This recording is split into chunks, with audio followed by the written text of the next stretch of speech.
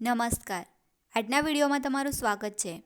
તારીખ 18/2/2024ના રોજ લેવાયેલ ફોરેસ્ટ ગાર્ડનું પેપર સોલ્યુશન આ વિડીયોમાં લીધેલું છે, જે બાકી રહેલી પરીક્ષાઓમાં તમને ઉપયોગી બની રહે. આ ચેનલ લાઇક અને સબસ્ક્રાઈબ કરશો, જેથી દરેક વિડીયો તમારા સુધી પહોંચી શકે. પહેલો પ્રશ્ન છે, G20 2023ની થીમ શું હતી? તો G20 2023ની થીમ હતી one earth, one family, one future. દયાપાત્ર સમાસ ઓળખાવો. તો દયાપાત્રનો સમાસ છે તત્પુરુષ સમાસ. ગુજરાતનું કયું ઐતિહાસિક શહેર વર્લ્ડ હેરિટેજ સાઇટ છે? તો ગુજરાતનું અમદાવાદ. GEMIનું પૂરું નામ જણાવો. તો ગુજરાત એન્વાયરમેન્ટ મેનેજમેન્ટ ઇન્સ્ટિટ્યૂટ GEMIનું પૂરું નામ છે. 211, 212, 424, 427, 1708 અને તેના પછીની સંખ્યા છે 1713. 411, 412, 824, 827, 3308 અને તેના પછીની સંખ્યા છે 3313. તરણાની ઓથે ડુંગર, ડુંગર કોઈ દેખે નહીં, અલંકાર ઓળખો. વિરોધાભાસ અલંકાર. અપેક્ષાનું વિરુદ્ધાર્થી શબ્દ ઉપેક્ષા. ફના થવું રૂઢિપ્રયોગનો અર્થ જણાવો.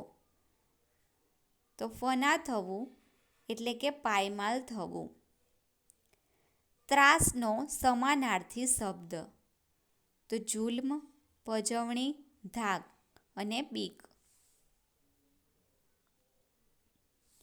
ગાંધીજીનો ખેડા સત્યાગ્રહ શેના માટે કર્યો હતો?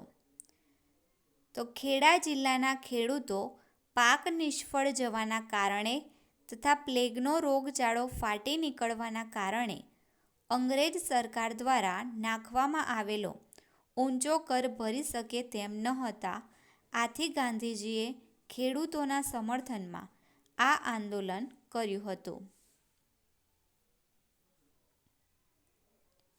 વિશ્વના ફેફસા તરીકે કયું જંગલ ઓળખવામાં આવે છે?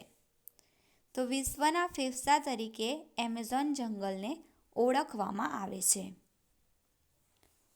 ગુડખર વિશેનો પ્રશ્ન પૂછાયો હતો. તો ગુડખર અભયારણ્ય એ કચ્છ જિલ્લાના નાના રણમાં આવેલું અભયારણ્ય છે. તે 4954 ચોરસ કિલોમીટર વિસ્તારમાં ફેલાયેલું ભારતનું સૌથી મોટું અભયારણ્ય છે. દ્વારિકામાં કયા ભગવાનનું મંદિર છે? શ્રી કૃષ્ણ. ગુજરાતની સૌથી મોટી નદી કઈ છે? તો પાણીના જથ્થામાં ગુજરાતની સૌથી મોટી નદી છે નર્મદા નદી અને ગુજરાતની સૌથી લાંબી નદી સાબરમતી.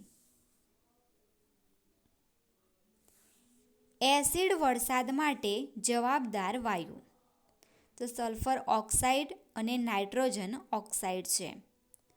વરસાદના પાણીનો pH 5.6 કરતાં ઓછો હોય છે.